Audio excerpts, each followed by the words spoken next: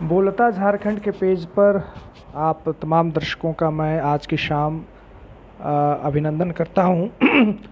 और अपनी बात आरंभ करने के पहले मैं अपने बड़े अजीज दोस्त मित्र और बोलता झारखंड के ऑर्गेनाइजर्स जो हैं और इसके जो संयोजक हैं, सबसे पहले मैं उनको धन्यवाद देना चाहूँगा कि उन्होंने एक बहुत ही महत्वपूर्ण विषय पर आज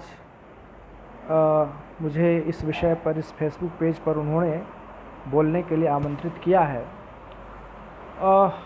आज का जो विषय है जो मैं इस बोलता झारखंड के पेज से आप लोगों के साथ शेयर करना चाहूँगा, बातचीत करना चाहूँगा।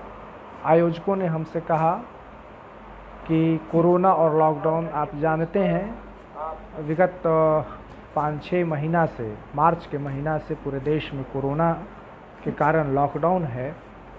और अब जब सितंबर का महीना आरंभ हो रहा है और पूरे देश में एक बार फिर से कोरोना, उसका ग्रोथ कोई कम नहीं हुआ है, लेकिन इसी बीच बिहार में विधानसभा चुनाव कराए जाने की भी चर्चा है। कराए जाने की चर्चा क्या है, अब तो करीब करीब यह तय हो चुका है कि विधानसभा का चुनाव बिहार में होना है। तो हमसे बोलता झारखंड पेज के आयोजकों ने इसी विषय पर कुछ बात करने के लिए कहा, आमंत्रित किया, और मैं उनके आग्रह को ठुकरा नहीं पाया। साथियों, आप जैसा कि जानते हैं कि जब देश के प्रधानमंत्री ने 24 मार्च को लॉकडाउन की घोषणा की थी, अचानक घोषणा की थी, सडनली, किसी को पता नहीं था कि लॉकडाउन की घोषणा होने वाली है। और उस घोषणा के बाद हम सब ने देखा, पूरी दुनिया ने देखा, पूरे भारत ने देखा कि लाखों लाख की संख्या में प्रवासी मजदूरों का जो देश के विभिन्न शहरों में काम किया करते थे, उनका बिहार, उनका झारखंड लौटना आरंभ हुआ। और वे किस दुर्गति में लौटे हैं, किस तरीके से लौटे हैं, किस जद्दोजहद में वो लौटे हैं वापस, उन सारी चीज़ों को हमने महसूस किया है। लाखों लाख की संख्या में प्रवासी मजदूर लौट करके बिहार आए, झारखंड आए, और फिर आज पूरे देश में हम आज देख रहे हैं कि लॉकडाउन ने न केवल मजदूरों का, बल्कि छात्रों का, नौजवानों का, समाज के बड़े हिस्से का जीवन जो है उन्होंने अस्त व्यस्त कर दिया है। देश की पूरी अर्थव्यवस्था आज अस्त व्यस्त हो गई है, तबाह हो गई है। बेरोजगारी आज चरम पर है और लोग भूख और प्यास से तड़प रहे हैं, मर रहे हैं।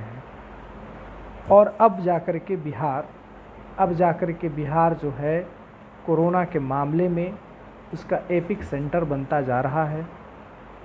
पिछले कई दिनों से बिहार में कोरोना का महाविस्फोट हो रहा है और लगातार कोरोना मरीजों की संख्या बढ़ते जा रही है। आप जानते हैं कि बिहार की स्वास्थ्य व्यवस्था का क्या हाल है, यहाँ की चिकित्सा का क्या हाल है। बिहार की चिकित्सा व्यवस्था, स्वास्थ्य व्यवस्था ऐसी नहीं है कि वह कोरोना मरीजों का इलाज करा सके। और राजधानी पटना सहित राज्य के विभिन्न हिस्सों में, दूसरे हिस्सों में कोरोना से प्रभावित होने वाले मरीजों की संख्या लगातार प्रभावित हो रही है। आज ही राष्ट्रीय जनता दल के वरिष्ठ नेता, समाजवादी नेता रघुवंश प्रसाद सिंह का निधन हो गया। रघुवंश बाबू को भी कोरोना हुआ था। जो रिपोर्ट आई उसमें यह हुआ कि उनका कोरोना ठीक हो गया, लेकिन उसके बाद उनको कई तरह की परेशानियों का सामना करना पड़ा। उन्हें एम्स में भर्ती कराना पड़ा, फिर भी हम उन्हें नहीं बचा पाए। तो हम देख रहे हैं कि एक तरफ सरकार ने लॉकडाउन करके पूरे जीवन को अस्त व्यस्त कर दिया, तबाही मचा दी चारों तरफ, और अब जब लोगों का जीवन घोर संकट में पड़ा हुआ है, लोगों की ज़िंदगी संकटग्रस्त हो गई है, तो ऐसी स्थिति में सरकार आम लोगों को, मज़दूरों को, प्रवासी मज़दूरों को, छात्रों को, नौजवानों को रोज़गार और अधिकार देने की बजाय बिहार की सरकार इसका इस्तेमाल चुनाव में कर लेना चाहती है। वर्चुअल तरीके से बिहार में चुनाव करके वह बिहार विधानसभा चुनाव में किसी प्रकार से जीत हासिल करके वापस आने की जद्दोजहद में भाजपा और जदयू ये दोनों पार्टियां लगी हुई हैं। वामपंथी पार्टियों ने शुरू से ही इसका विरोध किया है। वाम दलों का स्पष्ट तौर पे मानना है कि कोरोना काल में यह चुनाव कराना जनता के हित में कतई नहीं है। अभी सबसे जो ज़रूरी चीज़ है, जो सबसे ज़रूरी बात है, वो ये है कि आम लोगों की ज़िंदगी की सुरक्षा का प्रबंध होना चाहिए।